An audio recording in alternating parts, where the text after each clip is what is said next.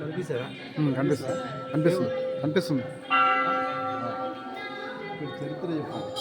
అతిక్రూర మహాకాయ కల్పాంత దహనోపమ భైరవాజ నమస్తుభ్యం అనుగ్రహం ధాతుమరహసి. ఓకేనా? ఓకే.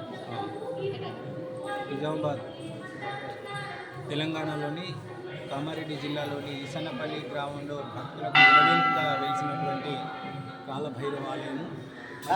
ప్రాచీనమైన కాలభైరవ దేవాలయం సుమారు 500-600 సంవత్సరాల క్రితము దేవాలయంగా చెప్పవచ్చును.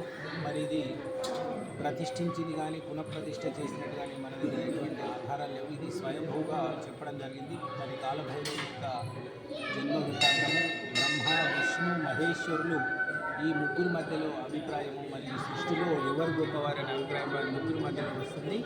మరి ఈ ముగ్గురులో విష్ణుమూర్తి బ్రహ్మ నేనే గొప్పవాడిని శివుణ్ణి వెకిలిగా నవ్వుతూ హేళన చేసిన సమయంలో ఆ శివుడు కాలభైరవుని ఉద్భవింపజేసి ఏ తల నుంచి అయితే శివుణ్ణి చూసి నవ్వుతాడో ఆ తలను శిరచ్ఛేదన చేయడానికి కాలభైరవుడు పుట్టాడు.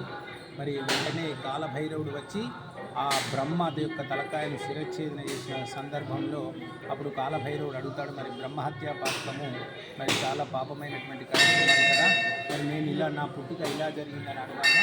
నువ్వు కాలభైరవుడు కారణ జన్మకి ఆయన యొక్క ధర్మం నచ్చడానికి నీ యొక్క సృష్టి జరిగినది కాబట్టి నువ్వు ఆ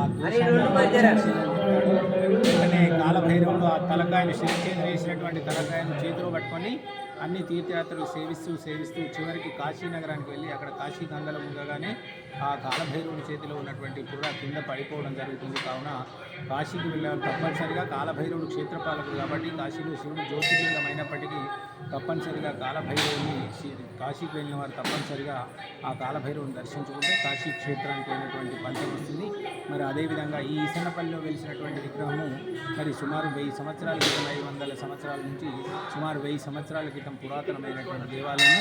మరి ఈ విగ్రహాన్ని ఈ చుట్టుపక్కల ఉన్నటువంటి గ్రామస్తులంతా కలిసి ఈ విగ్రహాన్ని తయారు చేయించి మరి ప్రతిష్ఠించడానికి తీసుకొస్తున్న సమయంలో మరి వారికి ఇక్కడికి వచ్చేసరికి రాత్రి సమయమే ఎడ్లు నడవలేని ఒక ఎడ్ల బండి పైన భారీ విగ్రహాన్ని తీసుకొస్తున్న సమయంలో ఇక్కడికి వచ్చేసరికి ఎడ్ల బండి ఆగిపోయి ఎడ్లు పారిపోవడం, బండి దిగడం వల్ల తెల్లవారు లేచి చూసేసరికి వారి విగ్రహం నిటారుగా నిలవడం వల్ల ఇక్కడనే వదిలిపెట్టి వెళ్ళినట్టు చెప్పడం జరిగింది.